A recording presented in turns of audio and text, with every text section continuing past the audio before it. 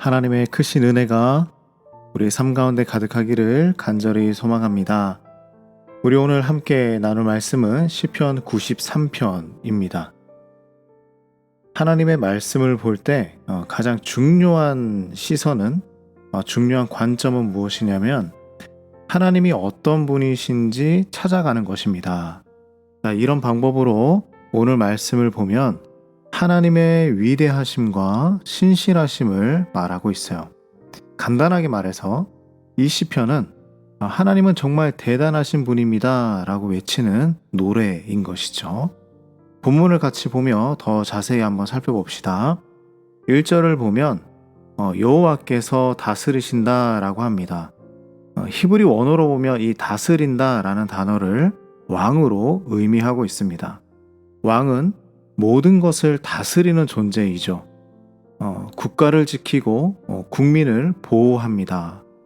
그 왕이 바로 하나님이라는 것입니다.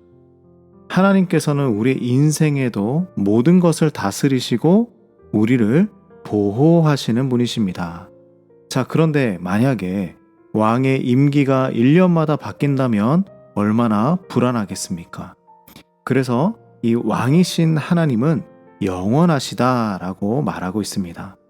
2절을 보면 주의 보좌는 예로부터 견고히 서 있었다라고 합니다.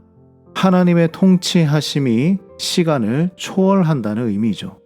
세상이 어떻게 변하든지 하나님의 통치하심은 영원하다라는 말씀입니다. 우리가 지금 이 순간 힘들게 느낀다고 할지라도 이 순간조차도 하나님의 영원한 계획 속에 있다는 것이죠. 그렇다면 이것은 우리에게 무엇을 의미하는 것일까? 하나님의 이러한 통치하심을 믿는다면 우리의 일상에서도 하나님의 통치하심을 경험할 수 있다는 것입니다. 작은 일에서부터 큰 일을 결정하는 것까지 하나님을 믿고 의지한다면 하나님께서 우리의 상황을 이끌어 주실 것입니다. 특별히 어려운 상황 가운데 있다고 할지라도 하나님의 통치하심을 믿는다면 그 어려움을 극복할 수 있는 큰 힘을 얻을 수 있는 것이죠. 그렇다면 모든 것을 통치하시고 다스리시는 하나님은 얼마나 강한 분이실까? 자, 3절에 이렇게 고백하고 있습니다.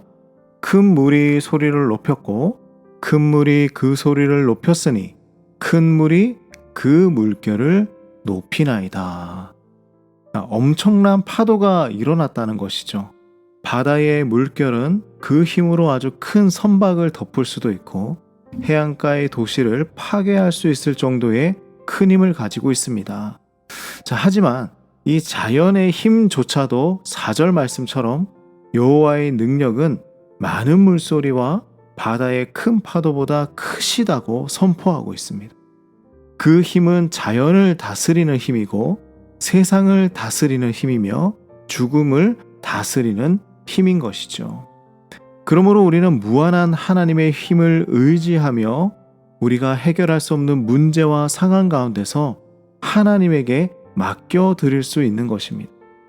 더 나아가서 우리가 하나님을 신뢰하며 의지할 수 있는 이유는 무엇이냐면 5절 말씀처럼 주의 그 증거들이 매우 확실하고 거룩하기 때문이죠. 하나님의 말씀이 언제나 변하지 않고 믿을 수 있다는 의미입니다. 이 모든 것은 하나님과의 깊은 관계를 맺음으로 가능한 것입니다. 그러므로 일상에서 하나님을 찾고 하나님의 말씀을 읽으며 기도할 때에 그 모든 것들을 우리의 삶에 녹여낼 수 있는 것입니다. 자, 우리 오늘 이 하루도 통치하시는 그 하나님을 믿고 의지하는 하루가 되시길 간절히 소망합니다. 기도하겠습니다. 하나님, 우리 모두가 하나님의 통치하심을 믿고 살아갈 수 있도록 인도하여 주시옵소서. 이 불안한 세상에서 우리에게 평안과 안식을 주시는 하나님의 손길을 경험하게 하여 주시옵소서. 때로는 막막해 보이는 상황이 하나님을 의지함으로 이겨나갈 수 있도록 인도하여 주시옵소서. 나의 삶을 다스려 주시옵소서. 예수님의 이름으로 기도드립니다. 아멘.